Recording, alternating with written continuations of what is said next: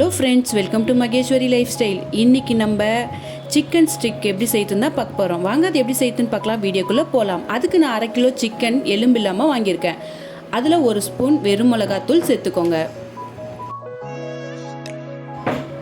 1/2 spoon அளவுக்கு காஷ்மீரி மிளகாத்தூள் சேர்த்துக்கலாம். 1 ஸ்பூன் தனியாத்தூள் சேர்த்துக்கோங்க.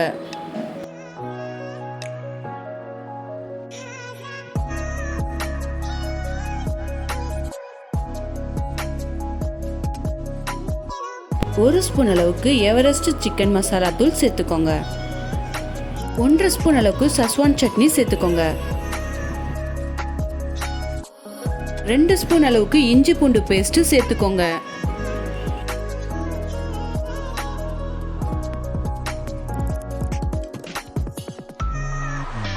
தேவையான அளவுக்கு உப்பு சேர்த்துக்கோங்க.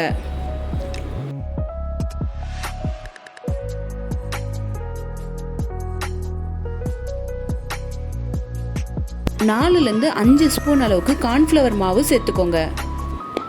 கார்ன்ஃப்ளவர் மாவு சேர்த்ததுக்கு அப்புறமா நல்லா மிக்ஸ் பண்ணி விடுங்க.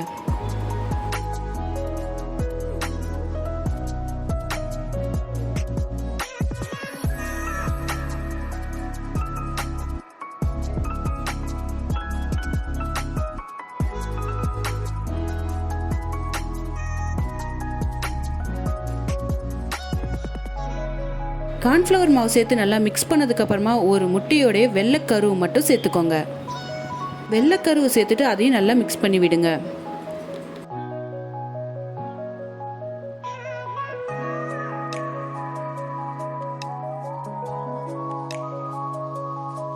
இப்போ கடைசியாக ஒரு 1/2 எலுமிச்சை பழத்தை பிழிஞ்சு விட்டுட்டு அதையும் நல்லா மிக்ஸ் பண்ணி விட்டுக்கோங்க. ஒரு 2 மணி நேரத்துக்கு அதை அப்படியே ஊற விட்டுருங்க.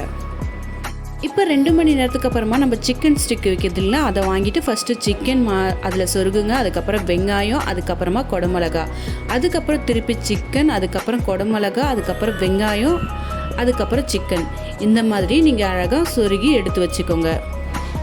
ரொம்ப பெரிய ஸ்டிக்காக இருந்தால் கடாய் பத்தலைன்னா அதை 2ஆக கட் பண்ணிவிடுங்க. ஸ்டிக்கை 2ஆக கட் பண்ணிவிட்டு அதுக்கப்புறமா இந்த மாதிரி சொருக ஆரம்பிங்க.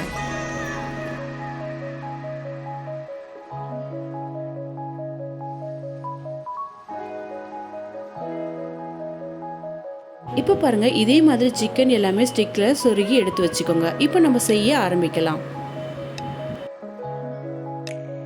கடாயில் வறுக்கிறதுக்கு தேவையான அளவுக்கு எண்ணெய் ஊற்றிட்டு இப்போ நம்ம சேர்த்துட்டு அது 2 பக்கமும் நல்லா வேக விடுங்க. அடுப்பு மீடியமில் வச்சு நல்லா வேக விடுங்க.